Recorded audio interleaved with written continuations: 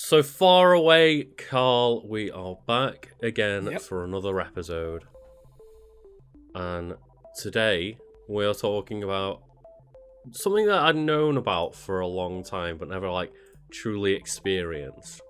Okay, what's this? That is the Nemesis. The Nemesis. Yes. So I'd never played Resident Evil 3, but recently over the break I saw that Callisto Protocol didn't get good reviews, not great reviews, and I was hankering for a horror game fix, and Resident Evil 3 Remake was on sale, and I was like, you know what? It's on sale. I've heard mixed reviews about that as well, but I'll pick it up and see how it is. Mm-hmm. And yeah, finally got to deal with the Nemesis myself. And what an aptly named boss. It's very generic. It is one step removed from calling the final boss. What do you call this enemy type that continually follows you throughout the game and is a persistent enemy threat? Mm-hmm. The Nemesis. Yeah, and I think he's colloquially referred to as the pursuer as well. Nah, fuck that. Doesn't sound anywhere near as good at all. Exactly, but what wiki are we referring to today, specifically? We are looking at the Villains Wiki, because Villains Wiki, okay. I went on to the Resident Evil Wiki, and there's no mention of any powers and abilities or anything. It was just here's what happens in the games that he's in. It was well, I know that. I played the games. But, Karl, I hope you can give us the quote. Do you have it memorized? Oh, yeah, it's S.T.A.R.S. It is, exactly. The one thing that he says. It's the only word that Nemesis is capable of saying, yes. He is just like Groot. He knows how to say one thing and it's just stars. And he only says it in response to being a member of S.T.A.R.S. And I might as well explain why I like this character so much. This was my main in Ultimate Marvel vs. Capcom 3. I was a Nemesis main through and through. Nemesis, Rocket Raccoon, Thor. Let's go. What a team. The Rocket Catcher, as it's the best. As Nemesis is one to do. I didn't realise that was actually pulled from the game, or at least it's pulled from it's in Remake. No, he's just giant ass rocket launcher, yeah. He just not even that he catches a rocket. Oh yeah. just he takes it like an absolute man. He just catches it and they're like, oh fuck. It's one of my favourite details about Nemesis in that game is he doesn't have a block animation. And just when one of my friends pointed out, it looks like he's waiting for a bus when he's getting hyper beamed by you got Iron Man just doing the protein cannon, and he's just all of Nemesis does just stands there and takes it. It's oh no. It's if people don't know, pretty much the gimmick of Nemesis is that he's basically this unstoppable monster. Mm-hmm. And to portray that in Ultimate Marvel 3 is just his block animation is sticking his chest out a little bit and just taking it. Notice that he doesn't have a block animation at all. Is it? I thought it was slightly animated, but nope, he doesn't respond at all to being shot if you're blocking. He just stands there and takes it. I thought he just leaned into it, but no, he just tanks it. Fucking just takes it like a man. So yeah, Nemesis is the titular main antagonist of the 1999 survival horror video game Resident Evil 3 Nemesis and its 2020 remake. Name dropped in the title of the video game. That's how you know it's good.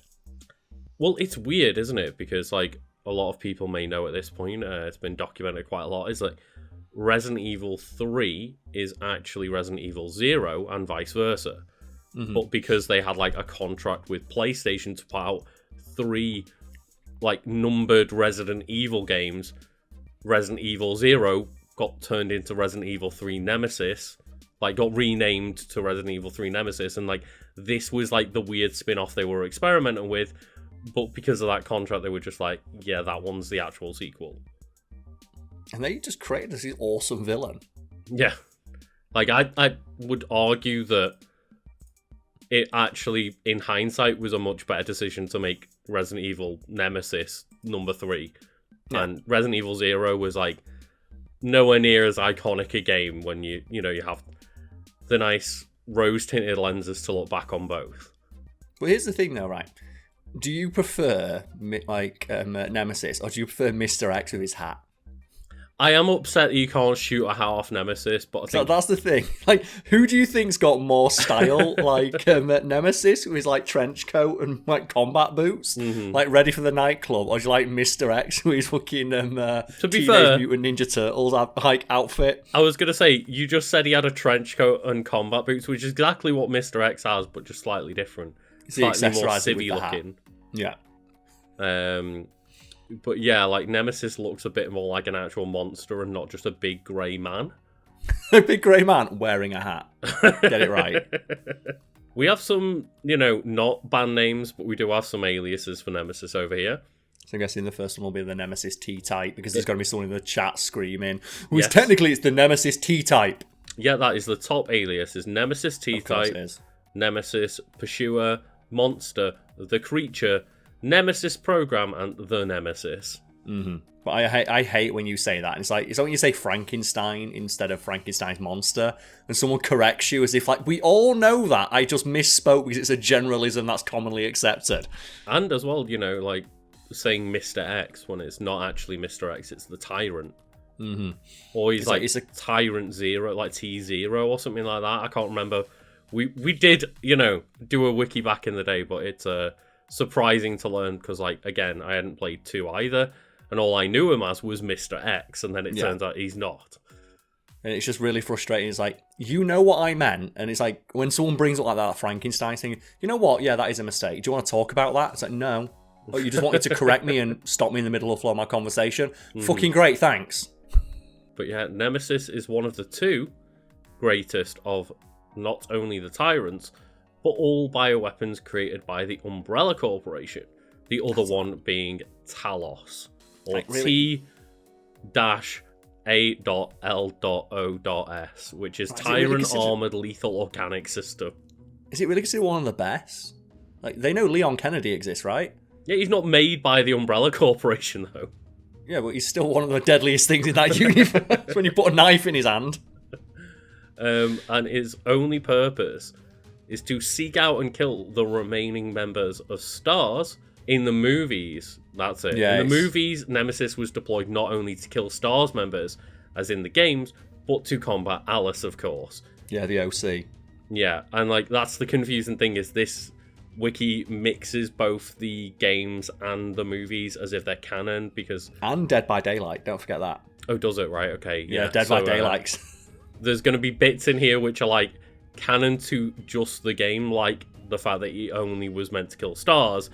And then the next sentence is just like, but don't forget about Alice, the OC. It's like, oh. That's the thing, though, as well, when it comes to like Nemesis, like it's only designed to kill S.T.A.R.S. That means when it kills S.T.A.R.S., he just stands there. Yeah, like, what does it do? I'd say it's designed to kill S.T.A.R.S. as its first and most, like, just pertinent priority. But if all S.T.A.R.S. members are killed, make me a cup of tea. Because that way, once all the S.T.A.R.S. are dead, you can make you a cup of tea. Otherwise, it just stands there, and you got to shoot it or get rid of it. You basically got this unkillable damage sponge that doesn't want to do anything. I mean, not unkillable. Not unkillable, Karl. That's what I was thinking as well. Yeah, you say it's like one of the deadliest things they ever made. You can take it out with a fucking magnum. Wait, what? Yeah, because you just shoot Nemesis with a magnum, can't you? And he just goes down. It's like, yeah, you chase you again. He gets knocked down, yeah. So, like, me thinking in my head, like, well, the only thing that killed it in Resident Evil 3 Remake, at least, was a giant railgun that shot through a building. And the fact that, like, I was impressed that Claire can just wield that. Jill. Yeah, I still reckon, though, RE5 Chris would give it a go. He just punch it. Yeah, that's it. I reckon at the very least, I think Chris can punch hard enough to hurt Nemesis. To hurt it, for sure. Yeah. Don't forget that there's that amazing little bit of, like, detail in RE5 when Chris punches Wesker, and when Wesker tries to no-sell it. Oh, yeah. Wesker grimaces in pain. Just a little bit. Chris. Yeah, he grimaces just a little bit, trying to, like, no-sell it.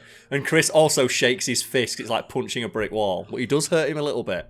RE5 Chris, like, he should just be like, where's his, like, powers and abilities section? Like, he is the true bioweapon, isn't he? Oh, man. He's like, what did you inject him with? Fucking beef. Protein. Oh, something that's really tickled me here, Karl. Okay. It's got hobbies. Okay, what are Nemesis's hobbies? Roaring in rage. That's not a hobby. That's just what you do when you scroll Twitter in stars. 2023. Just exclaiming the word stars.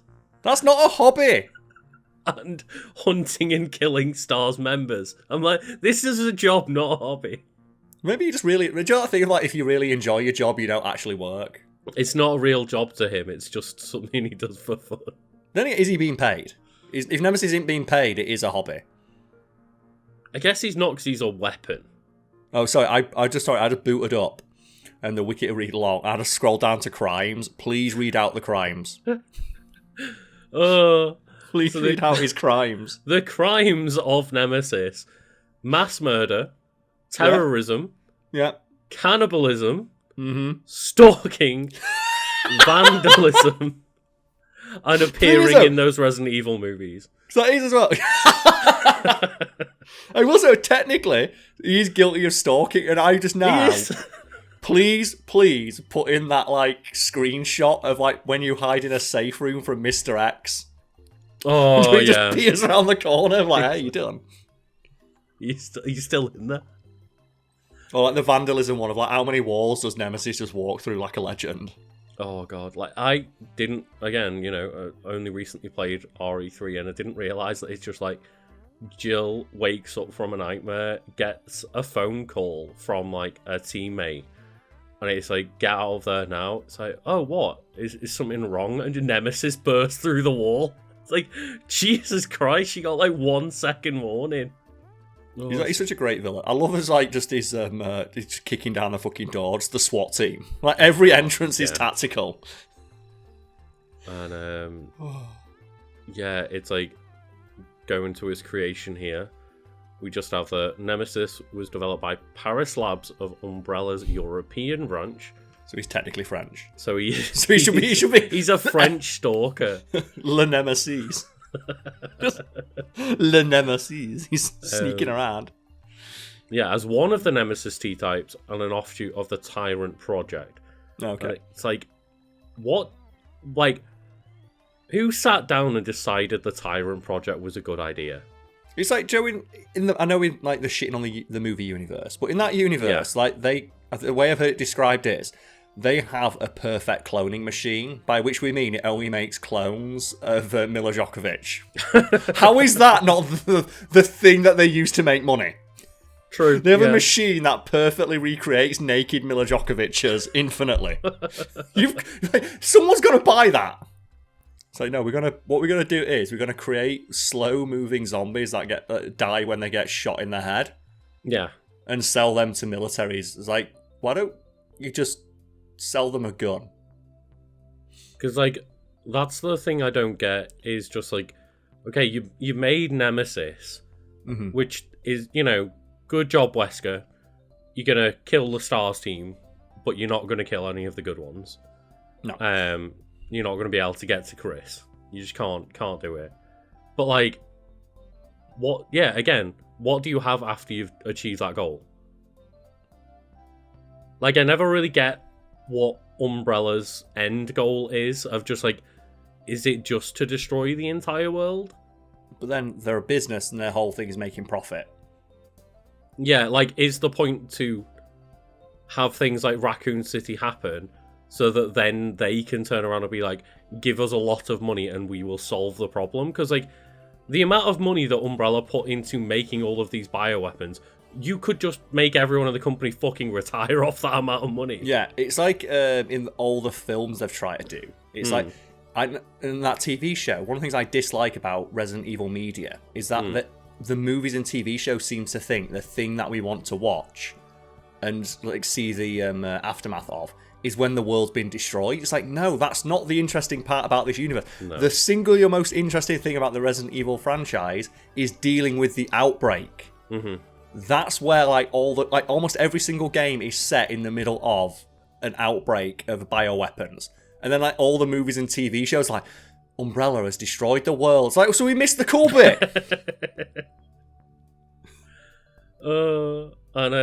Like, I just don't get it because, like, the first game is, like, you fight a few zombies, and then 2 and 3 are based in, like, the outbreak of Raccoon City. Number 4 is, like, the Ganados getting, like, made before the outbreak and the attack happens.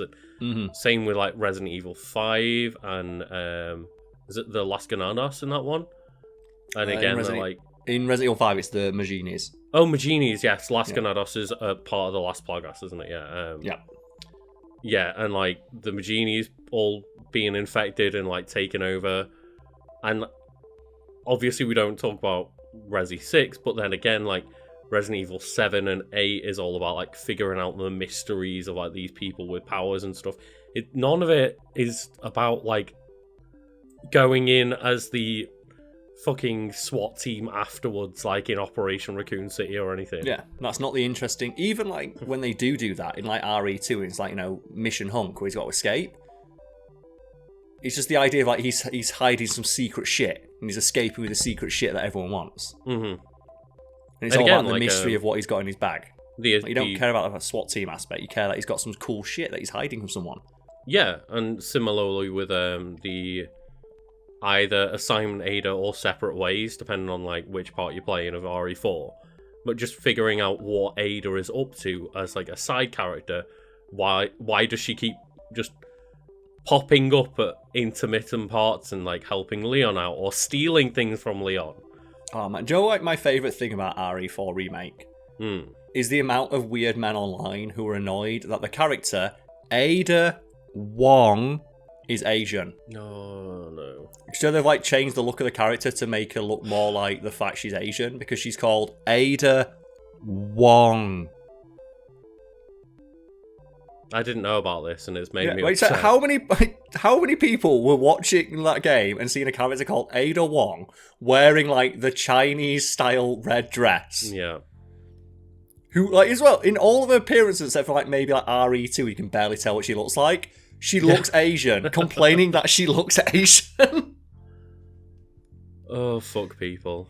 Yeah. On a lighter note, though, Karl. Oh, yeah. We could talk about one thing that Nemesis is in that isn't RE3.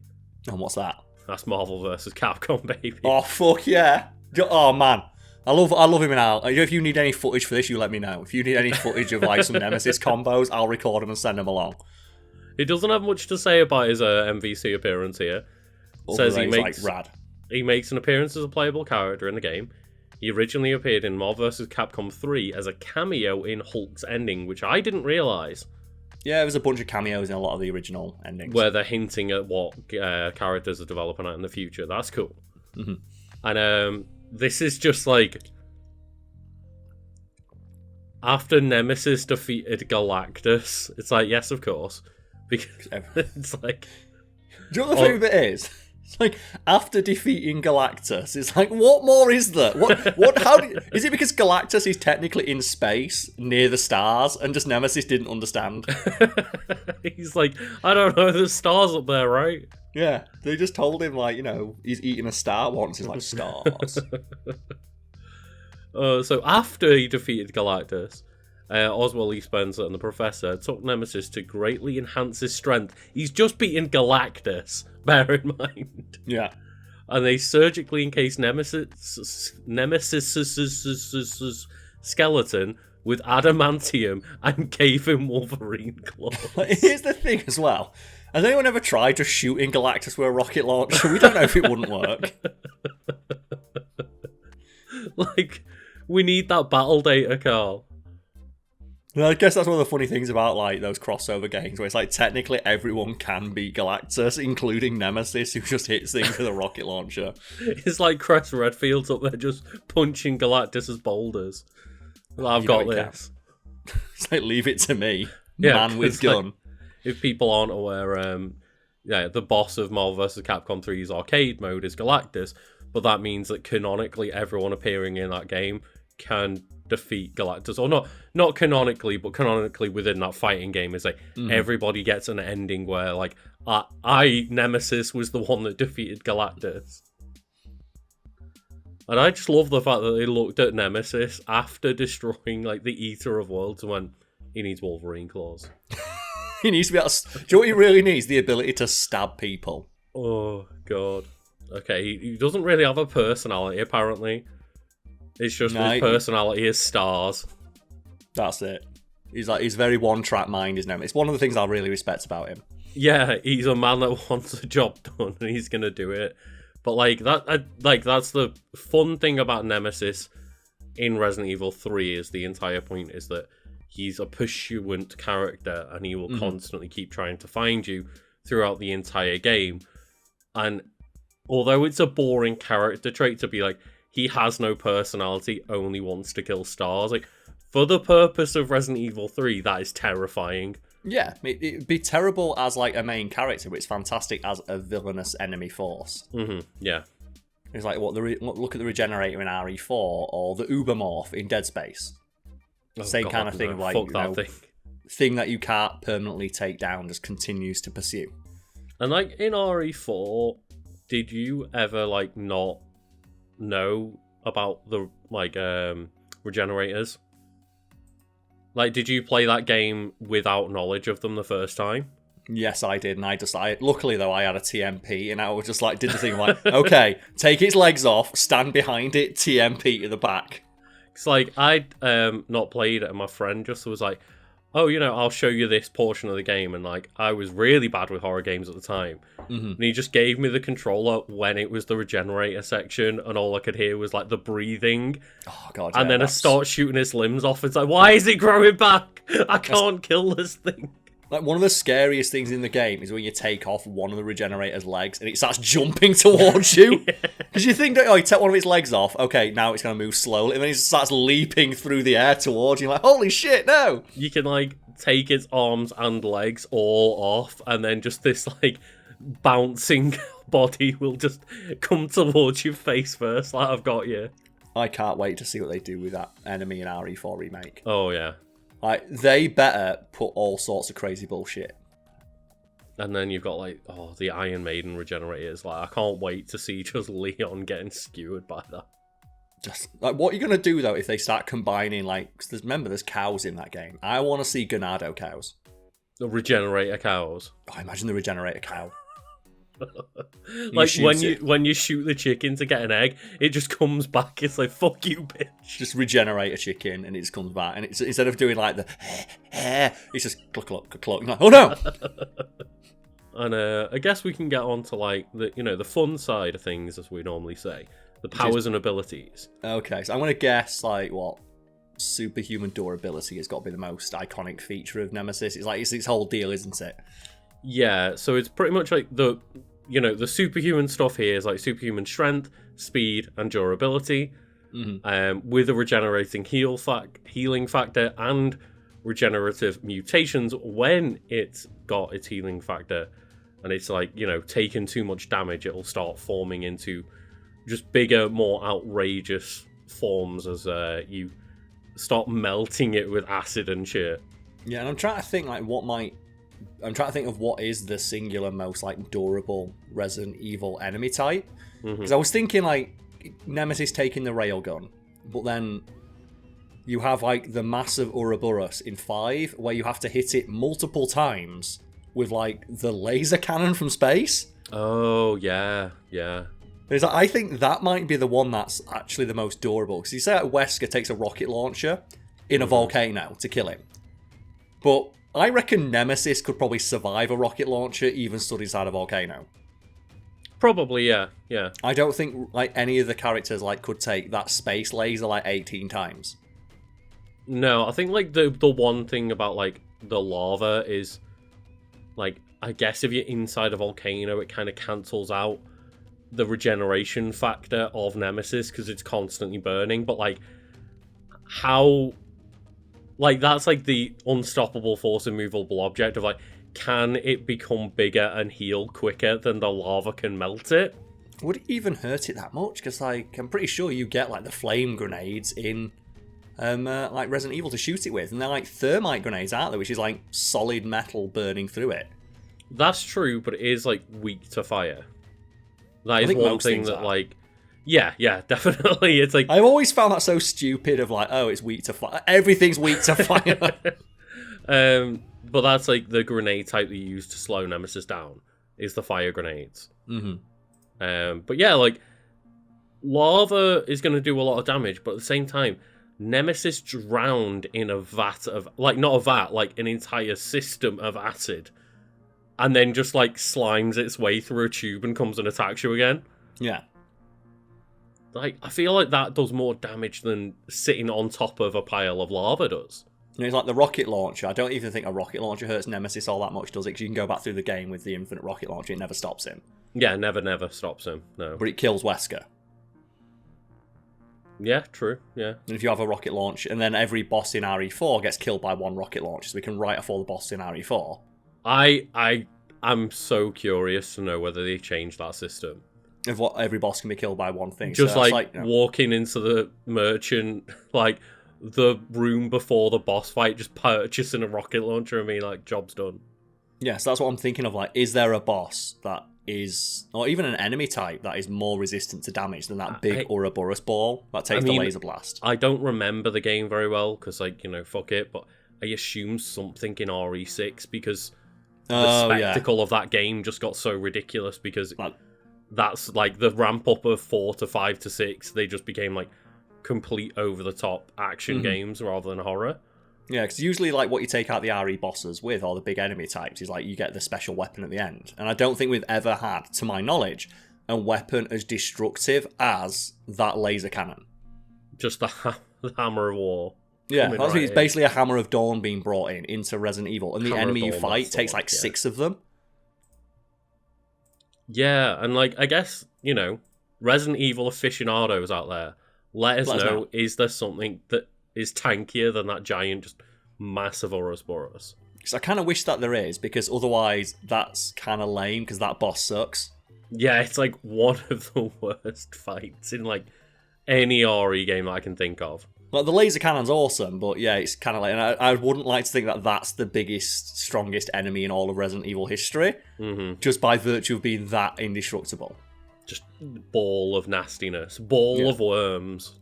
Because I don't... As much as I love Nemesis, I don't think Nemesis could survive, like, the orbital bombardment cannon.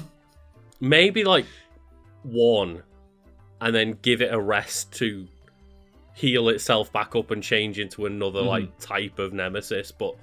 If you're gonna, like, you know, double down and hit it twice in a row, it's done for. Yeah, it's like, you know as well, like, those dirty noodles ain't doing nothing. Those tentacles are not stopping. And yeah, that's one of, you know, his powers and abilities that's kind of most unique, is the tentacle generation.